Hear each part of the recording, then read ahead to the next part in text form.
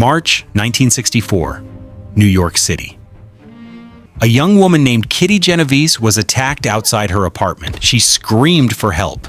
Lights turned on, windows opened. People looked outside, but nearly 38 people witnessed the attack, and no one helped. How could dozens of people watch a crime and do nothing? The answer lies in a disturbing psychological phenomenon known as the bystander effect. But the real story is more complicated.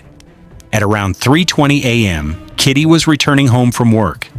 As she walked toward her apartment, a man attacked her.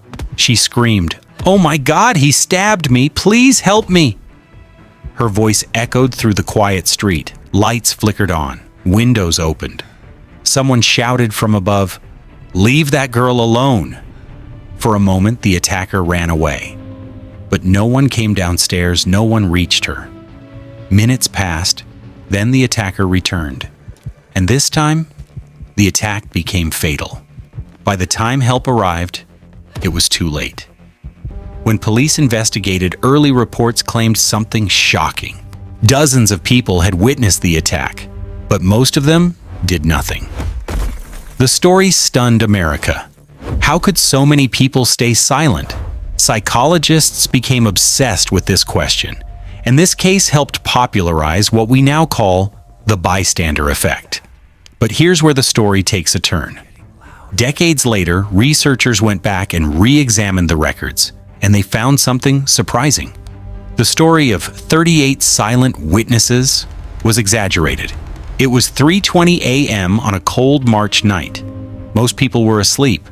Many who heard something assumed it was just a drunken argument. Some people actually shouted, and a few even tried to call the police. The media had simplified a complex situation into a shocking headline. But even if the story was exaggerated, the psychological question it raised was very real. Because even today, people still freeze in crowds. So what's actually happening inside the human brain? When you see danger, your brain's alarm system, the amygdala, activates.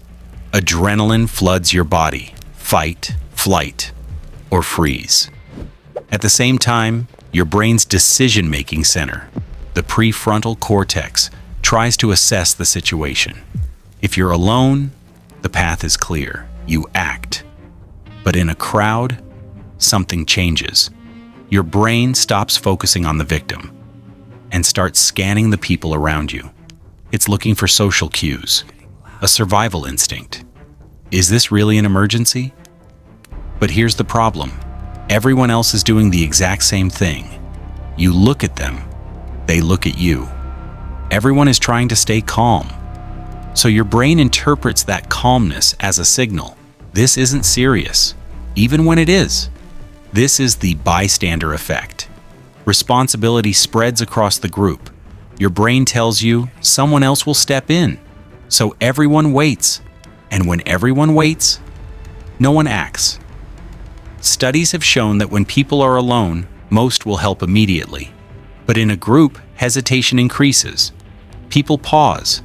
They look around. They wait for someone else to go first. There's another factor too. Fear of judgment. What if I'm wrong? What if I overreact? So instead of risking embarrassment, people choose inaction. But here's the key takeaway. The bystander effect is not permanent. The moment you understand it, you can break it. Because awareness changes behavior. That night in New York didn't just reveal a tragedy. It revealed something deeper about human nature. A moment where many witnesses became no helpers. But it also gave us something powerful, a choice. So the next time you see something wrong, don't look around, don't wait, take one step forward, because the crowd won't save someone. You might.